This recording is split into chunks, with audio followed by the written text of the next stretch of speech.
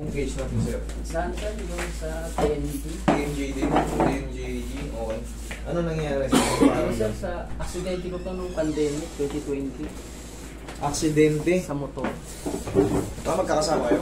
Hindi. Ano mga to? Yes sir. Kailan ulit yun, sir? Nung 2020 po ng pandemic. Ngayon, anong nararamdaman nyo ngayon, sir? Pag ano sir, may time sir na pag umihikap ka, hindi ko masyadong nilalakihan yung patamtaman na lang na hikap. Tsaka hindi ako nakakaya ng karne na matitigas. Bakit? Lalo na sa mga ano, may ano siya, may para siyang nangalay. Okay, yun. Sige. Dito ka, sir. Ha? Sara, hindi makakain ng karne si sir, nangangalay. Saan yung eksaktong tinamaan nung na ano ka? Saan yung nagkasugat nung nadisgrasya ka? 2022 pa kasi. Bali sir, sa motor sir, ito lang sir yung ito rin paano ko. Pag malamig po, ano siya, para siyang nangalay. Okay. Ibig sabihin dito tinamaan, siyempre dito rin tatamaan. Pag ganun, yung semplang ni sir. Tumilapon ako sa motor. Tumilapon ka? Yes sir. Pero saan yung may sugat sa mukha mo? Hindi mo na to. Naka-helmet naman po ako sir, hindi naman po nakalas yung helmet ko eh. Nayanig ka lang tapos ngayon, ayan na, pag Ito kumakain na, ka na, hindi na kasi makain ng karne si sir mula pa nung 2022. Sige nga sir. Sara? Isa pa? Sara? Ito bumababa, ito wala ah.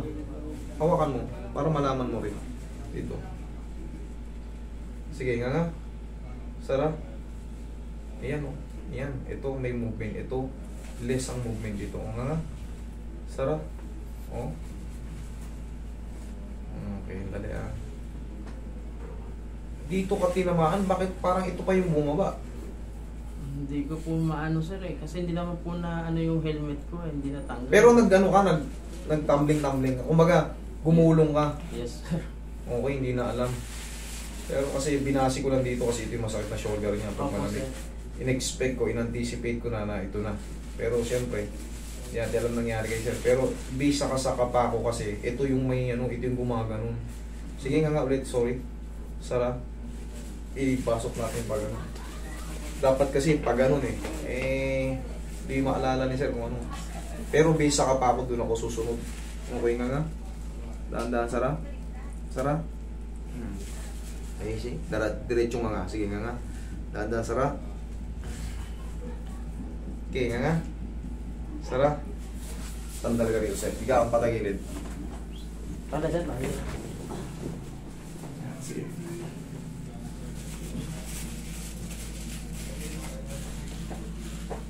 Sige, dahan-dahan. Nga. Sige nga, laki mo. Yan, dahan-dahan, Sara. Sara. Yan. Okay, balik ka dito. Ganun mo yung ngipin mo. Ay, yung bibig mo. Yan. Okay. Sara. Isa pa. May masakit? Wala. Wala. Sir. Parang nahilo na ako na ano eh.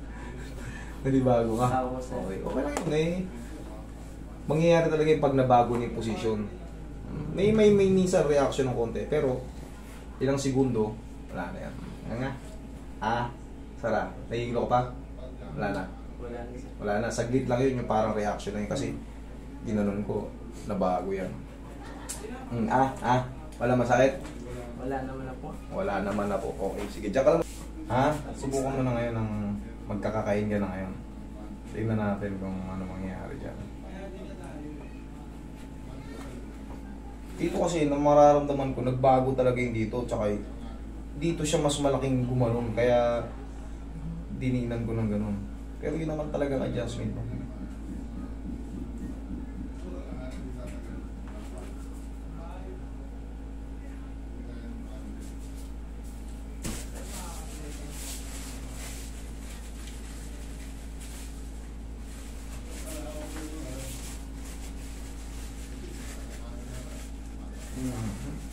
Okay nga.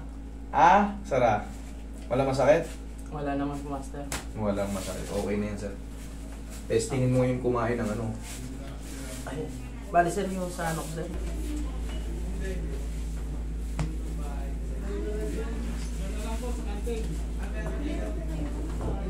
Kabilang side.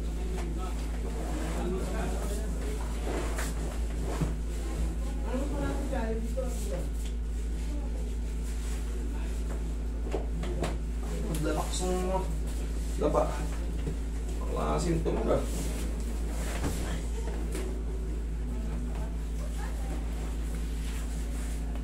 Laglag mo ang tao mo. Yan.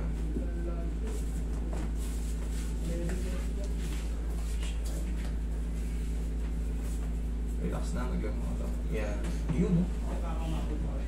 Ba?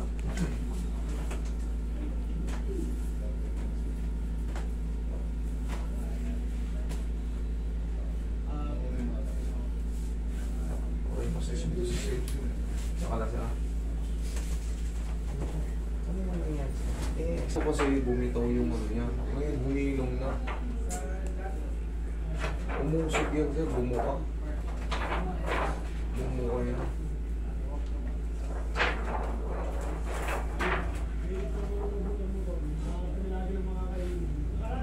Napangasag yung ulo. Ginaganyan ko masakit.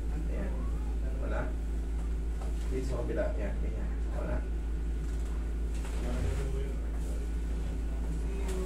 Yan, pag dininan ko yan, tingnan ko yan. Wala. Magaling na sir. Dapat kung masakit pa yan. Ito kasi yung bumitaw. Piransa sir. Nagdikit na. Ano sir, humilong na eh. Wala na yung masakit na. Tihaya ka. Sir, operation na sir. Mahirap yan. Pag-iingat yung bata pagkabi. Eh, pag yung malaki siya, Kumang yan. ang puma. Kumang siya. May Oo. kita na pag ginanyan, di ba? Doon makikita, hindi na tawag na kumang. Eh kaso nakatagalan na, 9 months na eh. Ang metabolismo ng bata napakabilis. Kahit nga maputol yan, isang buwan lang yun, galing na kagad yan mo. Yun. Diyan ka.